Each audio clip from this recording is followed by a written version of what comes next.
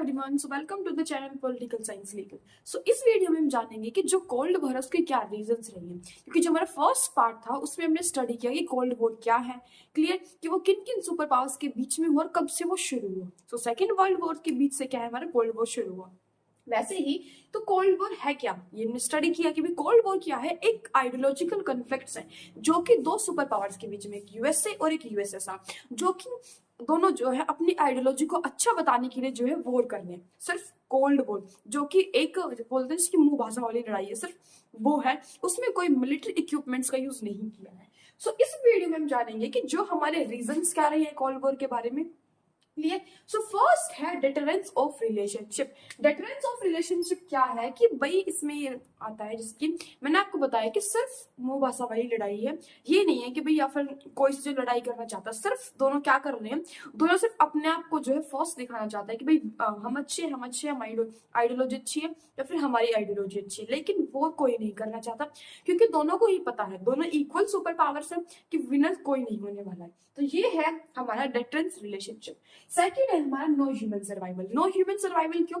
Because जो हमारा second world war था उससे पहले फर्स्ट हो चुका था जिसमें काफी सारे जो मतलब कि डिस्टर्बेंस हुई थी वर्ल्ड में। सेकंड हुआ, सेकंड में से जो है हमारे कोल्ड वॉर निकल के आया, जिसमें ऑलरेडी जो है जो यूएस थे उसने जापान में जो है 2 बम गिरा देते, हिरोशिमा और नागासाकी। हिरोशिमा जिसको हम बोलते हैं लिटिल गर्ल, और जो हमारे नागासाकी उसको हम बोलते हैं फैट मैन, जिससे जापान में इतना डिस्ट्रक्शन हुआ था कि उसका इफेक्ट आज भी वहां पे देखा जा सकता है। इस वजह से इसमें एक मेन अगर बोला इंपोर्टेंट जो है रीजन रहा है कि नो ह्यूमन सर्वाइवल, कि कोई ह्यूमन सर्वाइवल नहीं रहेगा। इतना जो है इन दो सुपर पावर्स अगर ये लड़ते हैं तो इतना जो है डिस्ट्रक्शन हो जाएगा। नेक्स्ट है नो विनर। अब नो विनर क्यों, ऐसा क्यों? क्योंकि दोनों ही सुपर पावर्स के पास इक्वल एटॉमिक बम्स है, इक्वल पावर्स है, इक्वल उनके पास जो है अदर इक्विपमेंट्स है। तो इस वजह से कि कोई भी जो है सुपर पावर्स जो है अगर लड़ते हैं दोनों तो कोई विनर नहीं बचता, इतना डिस्ट्रक्शन वो कर सकते हैं, इसलिए क्या है वो वॉर से जो है बच रहे हैं। सेकंड है कॉस्टली एटॉमिक बम्स। अब कॉस्टली एटॉमिक बम्स मींस वो पहले से ही इतना जो है उन पे इन्वेस्ट कर चुके हैं अपने एटॉमिक बम्स पे कि वो जो है उन अगर वो और बनाते हैं तो उनकी इकोनॉमी पे भी इफेक्ट पड़ेगा, और अगर मान लो वॉर नहीं हुआ तो एज इट इज रह जाएंगे। इस वजह से कॉस्टली एटॉमिक बम्स मतलब इसको जो है मेन रीजन ये बोला जा सकता है। सबसे जो मेन रीजन है वो है अवॉइड थर्ड वर्ल्ड वॉर, कि फर्स्ट हो चुका है, सेकंड में ये जो सुपर पावर्स निकल के आई। अगर थर्ड वर्ल्ड वॉर होता है तो सेम वही सिचुएशन आती है कि नो ह्यूमन सर्वाइवल, कि कोई भी ह्यूमन सर्वाइवल नहीं बचेगा, सब जो है खत्म हो जाएगा। तो वो जो है रूल किसके ऊपर करेंगे? इस वजह से थर्ड वर्ल्ड वॉर को अवॉइड करने के लिए क्या है वो कोल्ड वॉर में जो है चल रहे हैं, मतलब वो सिर्फ मुंह भाषा वाली लड़ाई, इसमें जब मिलिट्री कन्फ्लिक्ट्स नहीं हुए अभी दोनों पावर्स के बीच में, क्योंकि दोनों पावर जो है एक दूसरे की जो पावर्स है उसको जो है अच्छे से जानती है, क्लियर। अब नेक्स्ट टॉपिक है कि जो emergence of two power blocs वो कैसे हुआ। अब हमने ये पढ़ा कि भाई जो हमारा सेकेंड वर्ल्ड वॉर हुआ था उसके बीच में से हमारे 2 सुपर पावर्स निकले, लेकिन 2 सुपर पावर्स वो बने कैसे, ठीक है, क्या क्या जो है उनके जो मतलब उन्होंने जो अपने रूल्स किए, क्या क्या उन्होंने मतलब अपने रेगुलेशंस निकाले जिससे उन दोनों को सुपर पावर्स कहा गया, क्योंकि और भी कंट्रीज है वो भी तो सुपर पावर बन सकते थे, लेकिन ये 2 ही क्यों, चलिए जानते हैं। फर्स्ट है कि हमारा कि emergence of two power blocs, कि जो हमारा यूरोप था, जो यूएस फॉर एग्जांपल ये यूरोप है, अब यूरोप जो था उसके हमारे 2 हिस्से हो गए, एक हमारा रह गया था यूएसए के पास, एक आ गया था हमारा यूएसएसए के आर के पास। जो हमारा वेस्टर्न वाला हिस्सा है, वेस्टर्न वाला पार्ट था हमारा वेस्टर्न अलायंस, और जो हमारा ईस्टर्न पार्ट था वो था हमारा ईस्टर्न अलायंस। मींस यूएसए के जो वेस्ट का पार्ट वो सारा यूएसए के पास था, और सारा ईस्ट का पार्ट वो सारा यूएसएसआर के पास है, उसमें यूएसएसआर जो है रूल करता था। अब क्या है, अब ये जो मतलब कि 2 अलायंस बना लिए उन्होंने, 2 सुपर पावर्स बन गए हैं कि भाई मेरा जो उन्होंने अपने जो पार्टीशन भी कर लिया है, तो ये तो पार्टीशन हुई कि भाई वेस्टर्न साइड जो यूएसए की है और ईस्टर्न साइड क्या है वो यूएसएसआर की है। तो अब इन्होंने क्या किया, अब कंट्री सिर्फ 2 है, एक यूएसए एक यूएसएसआर, तो इन्होंने क्या किया कि भाई हमें जो और सुपर पावर बनना है, अपने आप को और बिल्डअप करने के लिए और सुपर पावर बनने के लिए इन्होंने अपने जो एलाइज बनाने शुरू करे। एलाई क्या होते हैं, अपने एलाई बनाने शुरू करके अपने दोस्त बनाने शुरू करे। ऐसा होता है ना, मान लो अगर आसपास में देखे अगर 2 गुट मतलब 2 ग्रुप्स हैं उनके बीच में लड़ाई हो रही है, अगर वो अकेले अकेले बंदे हैं तो वो क्या करते हैं, वो जो अपने दोस्त वगैरह होते हैं उनके पास कॉल करते हैं कि आज लड़ाई होगी है, तो वो क्या करते हैं वो ग्रुप बनाते हैं ताकि वो दिख सके कि भाई ये ज्यादा पावरफुल है, ये ज्यादा पावरफुल, क्योंकि उसका इम्पैक्ट पड़ता है सामने वाले के ऊपर। अब मान लो ए ग्रुप है और बी ग्रुप है, ए ग्रुप में जो है 5 मेंबर्स और बी ग्रुप में जो है 10 मेंबर्स है, तो उसका ऑटोमेटिकली जो ए ग्रुप ग्रुप है वो हार जाएगा।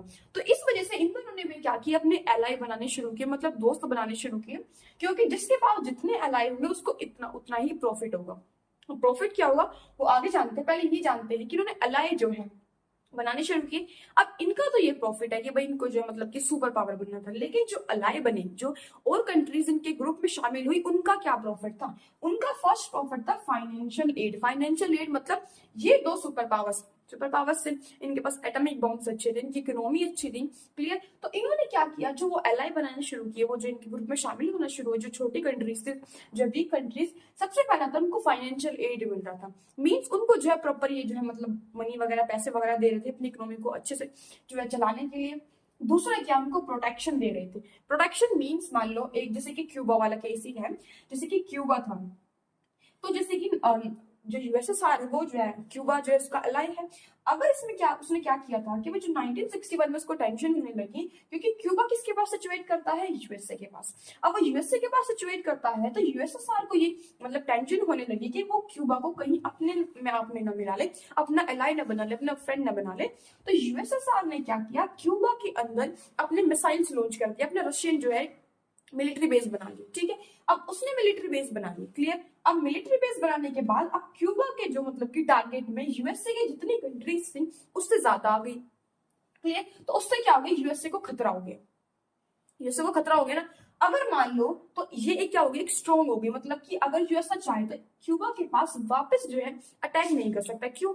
एक तो जो है यूएसएसआर ने उसको जो है अपना मिलिट्री बेस बना लिया, सेकंड वो इसका एलाई मतलब दोस्त है, अगर वो चाहे तो उसके ऊपर नहीं अटैक कर सकता, क्योंकि यूएसएसआर जो है वो और मिलिट्री बम्स लेके आ जाएगा, जिससे मतलब वॉर हो जाएगा। तो क्या है कि जिसकी क्यूबा एक प्रोटेक्शन के रूप में आ गया यूएसएसआर के पास। वैसे ही और कंट्रीज क्या है, वो क्या करने के लिए, मान लो अगर ये कंट्री है इसके ऊपर यूएसए अटैक कर देता है और ये यूएसएसआर का पार्ट जैसे कि क्यूबा था, तो वो क्या करेगा कि अगर इस कंट्री पे अटैक होता है तो उस कंट्री के लिए प्रोटेक्शन का काम यूएसएसआर करेगा, मतलब यूएसए से यूएसएसआर लड़ेगा, ये पर्टिकुलर कंट्री नहीं लड़ेगी। इस वजह से जो है प्रोटेक्शन का एक जो है इंपॉर्टेंट जो है केस हम समझ सकते हैं कि जो अदर कंट्री जो है समझती थी कि भी अगर हम इन पावर्स में जो है ऐड हो जाते हैं तो हमें एक अच्छी जो है प्रोटेक्शन मिल जाएगी, जिससे हमारी कंट्रीज में डिस्ट्रक्शन होने से बच जाएगा। नेक्स्ट है वेपन्स, जैसे कि क्यूबा में लॉन्च कर दिया था, रशियन बेस बना दिया था यूएसएसआर ने, ठीक है, इसको वेपन्स प्रोवाइड करा दिया। अगर वॉर होता है तो वो इन वेपन्स के थ्रू भी आप अपना प्रोटेक्शन कर सकते हैं। नेक्स्ट क्या है, influence of other super power, same वही की भी प्रोटेक्शन वाला है कि भाई अगर मान लो ये कंट्री है यूएसएसआर उस पर अटैक करती है और वो अलाई है यूएसए उस पर अटैक करती है और वो कंट्री यूएसएसआर के है, तो वो क्या करेगी, वो पर्टिकुलर कंट्री वॉर नहीं करेगी, बल्कि यूएसएसआर के साथ और जो कंट्रीज है प्रॉपर यूएसएसआर जो कि अपने फुल जो है मिलिट्री बम्स के साथ यूएसए पे अटैक कर देगा। तो ये मेन कारण रहा है कि जो अदर कंट्रीज है वो उन्होंने जो है प्रेफर किया कि भाई वो जो है इनमें से किसी एक जो है ग्रुप में जो है शामिल हो जाए।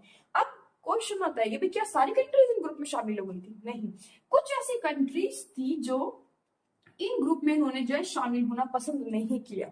वो कंट्रीज ने क्या किया, उन्होंने अपना एक अलग जो है मतलब ग्रुप बनाया नैम के नाम से, clear. NAM means non aligned movement, कि उनको किसी ग्रुप में शामिल नहीं होना है, उनको एक अपना ग्रुप बनाना है। इसको जो है नेक्स्ट पार्ट में स्टडी करेंगे, क्लियर। अब आपको जो है कमेंट में क्वेश्चन करके बताना है कि जो ये नैम था, ठीक है, या फिर यूएसएसआर है, इंडिया इसमें से किसका पार्ट था, यूएसए का पार्ट था, यूएसएसआर का, या फिर वो नैम का पार्ट था? प्लीज ये आपको कमेंट सेक्शन में जो है क्वेश्चन बताना है आपको।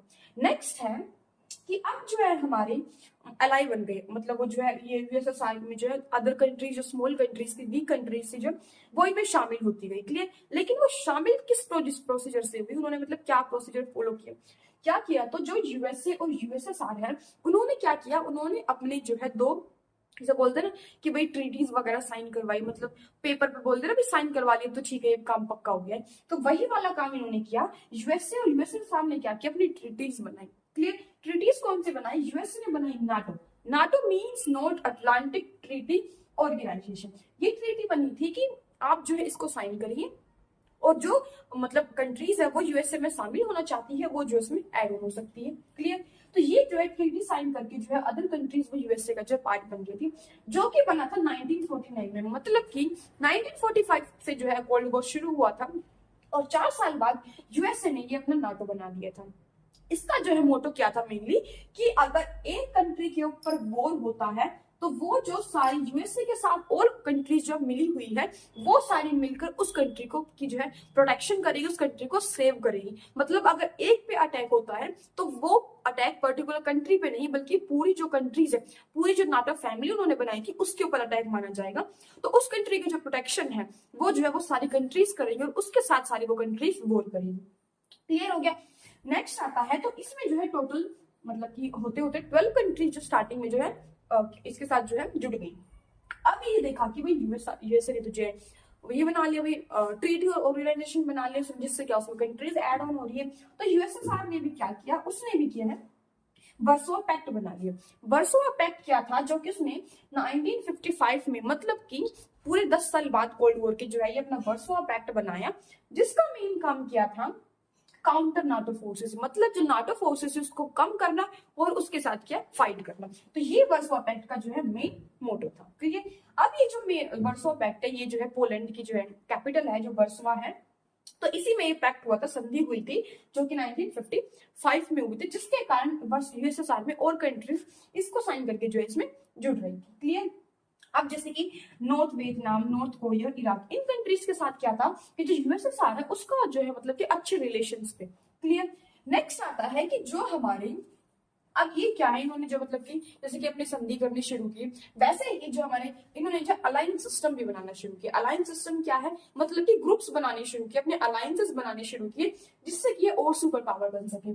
जो यूएसए है उसने बनाया, यूएसए ने क्या बनाया, सीटो और सेंट्रो। सीटो क्या था, south Asian treaty organisation, S south east Asian treaty organisation, मतलब कि जो साउथ ईस्ट जो है कंट्रीज थी उनके लिए इसने ट्रीटी बनाया कि भाई आप इस ट्रीटी को साइन कीजिए, इस संधि को साइन करिए और जो हमारी जो है ग्रुप में जो शामिल हो जाइए। वैसे ही सेंट का बनाया, सेंट मतलब सेंट्रल, टी मतलब ट्रीटी, ओ मतलब ऑर्गेनाइजेशन, मतलब जो सेंटर की जो हमारे वर्ल्ड की सेंटर की जो स्टेट्स हैं, कंट्रीज है, उनके साथ जो आप मतलब आप आइए, साइन कीजिए और हमारे ग्रुप में शामिल हो जाइए। लेकिन अब क्वेश्चन ये उठता है कि भाई अगर सुपर पावर है ये इतनी, इनके पास इतने एटॉमिक बॉम्ब्स हैं, इतनी अच्छी इनकी इकोनॉमी है, तो इनको क्या जरूरत पड़ी फ्रेंड्स बनाने की, मतलब एलाई बनाने की, इतनी ट्रीटियां कर रहे हैं, इतनी जो है कंट्रीज को जोड़ रहे हैं, उनको जो है फाइनेंशियल एड देना, पैसे दे रहे हैं, प्रोटेक्शन दे रहे हैं, अपने वेपन्स को उनको दे रहे हैं, क्या जरूरत पड़ी, वो अपने पास भी तो रख सकते हैं।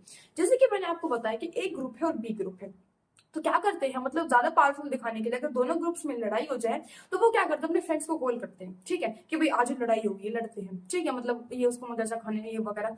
तो वो बुलाते क्यों है, ताकि वो और ज्यादा पावरफुल दिख सके। वो खुद पावरफुल है लेकिन अपने आप को और ज्यादा एनहेंस करने के लिए वो इस कर देगी, भी अपने फ्रेंड्स को बुलाते हैं। वैसे ही इन्होंने क्या किया, या फिर इनको भाई और भी किसी चीज की जरूरत पड़े तो इन्होंने भी क्या किया, मतलब वो ये खुद में एक सुपर पावर है लेकिन अपनी पावर्स को और एनहांस करने के लिए जो है इन्होंने अपने जो है अलाई बनाने शुरू किए, मतलब अपने जो है और दोस्त बनाने शुरू किए। जैसे कि अब इनका प्रॉफिट क्या था, प्रॉफिट था इनका first, who wins ideological conflicts, मतलब कि जो आइडियोलॉजिकल कॉन्फ्लिक्ट्स है वो कौन जीतेगा। जैसे कि जो हमारे दोनों सुपर पावर्स है उनमें मैंने बताया कोल्ड वॉर है, मतलब आइडियोलॉजिकल कॉन्फ्लिक्ट्स हैं, तो वो आइडियोलॉजिकल जो कॉन्फ्लिक्ट्स है वो कौन जीतेगा, मतलब कि जितनी ज्यादा कंट्रीज जो उनसे ग्रुप को मतलब ज्वाइन करती हैं उसी ग्रुप के माने जाएगा कि भाई आइडियोलॉजी अच्छी, क्योंकि जो कंट्रीज जो स्मॉल कंट्रीज है वो भी तो जो अपना फायदा देख के जाएंगे कि भाई किसकी आइडियोलॉजी अच्छी है, किस ग्रुप के साथ मेरे मतलब कि अच्छे रिलेशन हो पाएंगे, किस ग्रुप के साथ जो है अच्छे जो है मेरे कंट्री में पीस स्टेबल होगा, अच्छे से इकोनॉमिकल जो है कंडीशन जो रहेगी, तो वो भी तो यही सोच के जाएगी। तो ये मानना था कि भाई जोन सी मतलब ग्रुप में ज्यादा कंट्रीज शामिल हो जाएंगी वही इस आइडियोलॉजिकल कॉन्फ्लिक्ट्स को जो है जीत जाएगा। सेकंड क्या था, इकोनॉमिक सपोर्ट। अब इकोनॉमिक सपोर्ट है, मान लो यूएसएसआर है और यूएसए है, अब दोनों आपस में लड़ते हैं, दोनों की मनी स्पेंड होगी, क्लियर।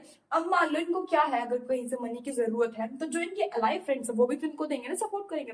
अब मान लो ये इनको प्रोडक्शन दे रही, फाइनेंशियल एड दे रही है, तो इनको भी तो जरूरत पड़ने में ये देंगे कुछ, इनको सपोर्ट करेंगे, इनको आर्मी मिलेगी, इनके लोग मिलेंगे, इनका जो है इनका स्पेस मिलेगा अपना जो है मिलिट्री बेस बनाने के लिए, तो इनको भी तो फायदा है।